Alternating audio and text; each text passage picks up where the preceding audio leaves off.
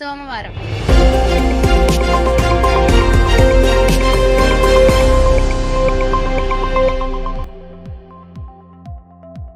అందరికీ నమస్కారం. Welcome to news local. Kapileswaram గ్రామం ఎంపీపీ కార్యాలయంలో జనగణన శిక్షణ తరగతులు శుక్రవారం నుండి ప్రారంభమయ్యాయి. గుడిమెట్ల వెంకట భీమేశ్వరరావు, యాళ్ల సుబ్బారావుల ఎన్యూమిరేటర్లకు, సూపర్వైజర్లకు జనగణనపై అవగాహన కల్పించారు. ఏప్రిల్ 9వ తేదీ నుండి 25 వరకు 4 బ్యాచ్లకు అవగాహన కల్పించడం జరుగుతుందని తహసీల్దార్ శ్రీనివాస్ తెలిపారు. ప్రతి 10 సంవత్సరాలకు జరగవలసిన జనగణన కోవిడ్ కారణంగా నిలిచిందని, మొబైల్ యాప్ పోర్టల్ ద్వారా ప్రజలు తమ వివరాలను డిజిటలైజ్ చేసుకునే అవకాశం ఉందని వివరించారు. జనగణన వలన నివాస పరిస్థితులు, విద్య, అక్షరాస్యత, ఆర్థిక కార్యకలాపాలు, కుల, మత సమాచారాన్ని క్షేత్రస్థాయిలో సేకరించాలన్నారు. కుటుంబ వివరాలు, వాళ్ల నివాసం, విద్యుత్, వంట గ్యాస్ వినియోగం వంటి పలు అంశాలు సేకరించాలని విజ్ఞప్తి చేశారు. ఈ శిక్షణ తరగతుల్లో ఎంపీడీఓ బానూజీ, deputy MPDO Sriramamurthy, RI Arjamma, విఆర్ఓలు, సచివాలయ సిబ్బంది, పంచాయతీ కార్యదర్శులు పాల్గొన్నారు.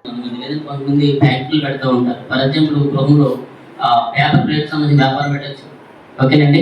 అదే దాంట్లో ఏదేంటిది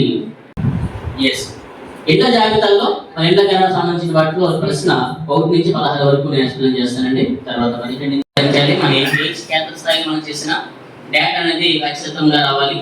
ప్రశ్నల వివరణాత్మక చర్చ, ప్రశ్నలు అన్ని కూడా వివరణాత్మక మనం చర్చించుకోవాలి.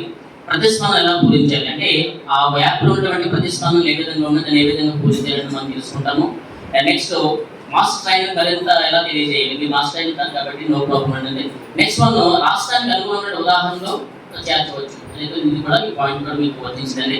ఇవన్నీ కూడా main important. First point, second point అనేది చాలా ఇంపార్టెంట్. అంటే ప్రశ్నలు ఏ విధంగా వివరాత్మకంగా చర్చించుకోవాలి, ప్రతిస్పందనలు ఏ విధంగా మనం పూరించాలనేది చాలా డీటెయిల్గా మనం తెలుసుకుంటాం. జాతీయ జనాభా గణన యొక్క సమగ్రత ఒకే విధమైన భాగస్వామ్య అవగాహనపై ఆధారపడి ఉంటుంది. దీని ఉద్దేశం ఏమిటంటే వివిధ ప్రాంతాల్లో పనిచేసే వేలాది అధికారులు ప్రతి నిర్వచనాన్ని ఒకే విధంగా అర్థం చేసుకొని అమలు చేయడం. ఇందులో ఎటువంటి అనిశ్చిత స్థానం లేదు. మన లక్ష్యం సంపూర్ణమైన ఏకరూపంతో సాధించడం. ఇక్కడ ఎవరు చేసినా సరే ఓకేనండి, ఒకే అర్థం రావాలి, ఒకే నిర్వచనం రావాలి, ఒకే ఒక డేటా రావాలి. కాబట్టి ఇదంతా కూడా దీని లక్ష్యం అనేది ఇక్కడ చెప్పడం జరిగింది. నెక్స్ట్ వర్గం ఇచ్చాడు. ఆ వర్గంలో ఏ ప్రశ్నలు మనం అడగాలనేది కూడా ఇక్కడ ఒక టేబుల్ ఇచ్చాడండి. ఆ టేబుల్ ప్రకారం చూద్దాం. ఫస్ట్ వర్గంలో గణన గృహ పరిస్థితి, నివాసితులు. ఆల్రెడీ మనకి నిన్న ఎక్స్ప్లెయిన్ చేశారు గణన గృహం అంటే ఏంటి, దాని పరిస్థితి ఎలా ఉంటుంది. ఆ గణన గృహంలో నివాసితులు ఉన్నారా లేకపోతే నివాసేతరం ఉన్నారా అని కూడా చెప్పినప్పుడు ఎటువంటి ప్రశ్నలు మనం అడగాలి అనేది మనకి ఇందులో ఉంటే నేల ఏ విధంగా ఉంది, ఆ నేల యొక్క భౌతిక స్వరూపం ఎలా ఉన్నది. నేల అంటే ఫర్ ఎగ్జాంపుల్ సిమెంట్తో చేశారా, మట్టితో చేసుకున్నారా, లేదంటే మొజాయిక్తో చేశారా, టైల్స్తో చేశారా అనేది దానికి భౌతిక స్వరూపం ఉన్నది.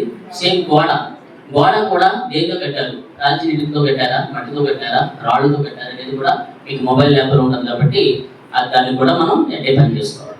మరియు పైకప్పు అంటే భవనం యొక్క పైకప్పు ఏ వస్తువుతో తయారు చేస్తారు అంటే తాటాకతో వేసారా పైకప్పు, లేదంటే సిమెంట్ రేకుతో వేసారా, లేదా కాంక్రీట్తో వేసారా అనేది పైకప్పు యొక్క వస్తువు కూడా మనం చేసుకుంటాం. నెక్స్ట్ గృహం వాడిక.